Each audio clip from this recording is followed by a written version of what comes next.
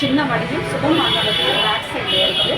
நான் அதில் வந்துட்டு 2022 தாலுகா ஆஃபீஸ் மூலமா சம்மந்தம் இல்லாமல் ஒரு 7-8 பேர் சேர்த்தாங்க. அதை கண்டுபிடிச்சி ஏன் எப்படின்னு நான் கேட்கறதுக்குள்ள அவங்க வந்துட்டு திரும்ப பிரச்சனை பண்ணாங்க.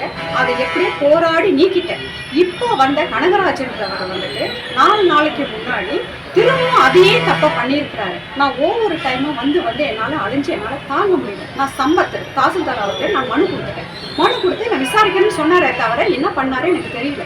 இன்னைக்கு நான் வந்தேன். இன்னைக்கு வந்தாக்க அதாவது துணை தாசில்தார் அவர், அதாவது செல்வம் அவர் வந்துட்டு தகாத வார்த்தைகளை பேசுறாரு. ஏங்க இப்படி பண்ணீங்க, ஏங்க இப்படி செஞ்சீங்க அப்படின்னு கேட்டாக்க நான் அப்படிதான் பண்ணுவேன், அப்படிதான் செய்வேன். நீ யார் என்னை கேட்கறது, உன்னால முடிஞ்சதை போய் பார்த்துக்கோன்னு சொல்றாரு. முடியாதுன்னு சொல்றத எனக்கு ஒன்று கைப்பட எழுதி கொடுங்க, அப்படி இல்லாட்டி போனாங்க நான் வேணா போன்ல ரெக்கார்ட் பண்ணிக்கவான்னு நான் போனை எடுத்தேன். அங்க இருந்து டேபிளை தாண்டி ஓடி வந்து நான் நெஞ்சுக்கிட்ட வச்சிருக்க போனை என்னை அப்படியே எங்கெல்லாம் தொடக்கூடாத கையை வச்சு பிடிச்சி இழுத்து கீழே என்னை தள்ளி திரும்பவும் எடுத்திருந்த போனை உடைச்சி, அதுக்கு பிறகு எடுத்திருந்த போனை உடைச்சி அங்க கனகராஜ், அதுக்கப்புறம் வந்துட்டு வியோ மெய்து 2-3 ஸ்டாப் எல்லாரும் சேர்ந்து அந்த இடத்துல அவ்வளோ ரகடை பண்ணி கொடுமைப்படுத்தினாங்க.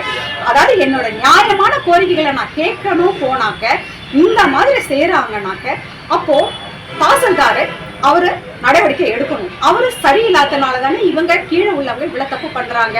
அதே சமயத்துல அமைச்சர் அவர்கள் இந்த மாவட்டத்தை இன்னும் மேலும் நல்லா கொண்டு வரணும், எல்லாரும் நல்லா இருக்கணும்னு நினைச்சு அவரு பாடுபட்டு இருக்கிறாரு. அப்படி இருக்கும் போது இந்த மாதிரி ஊழல் பண்ணிக்கிட்டு இவ்வளவு தகாத வார்த்தையை பேசி வரவங்க போறவங்கள்ட்ட பட்டா மேல பட்டாவை மாத்தி பேரை மேல பேரை சேர்த்து இந்த மாதிரி கொடுமைப்படுத்திட்டு இருக்கிறாங்க. ஒரு டைம்ல வந்து போறதுக்கு 2000-3000 ஆகுது. 10 தடவை என்ன வர சொன்னோம்னா நான் எப்படி கோபப்படாம இருக்க முடியும்? இதை வந்துட்டு கலெக்டர் முன்னிலையிலும் சொல்றேன், அதுக்கப்புறம் முதலமைச்சர் முன்னிலையும் சொல்றேன். மக்கள் வந்துட்டு இந்த மாதிரி இவ்வளவு கொடுமைப்படுத்துறதுனால கண்டிப்பா மக்கள் தாங்க மாட்டாங்க. தயவு கூர்ந்து கேட்கிறேன், இவங்க பேர்ல நடவடிக்கை எடுத்தே ஆகணும்.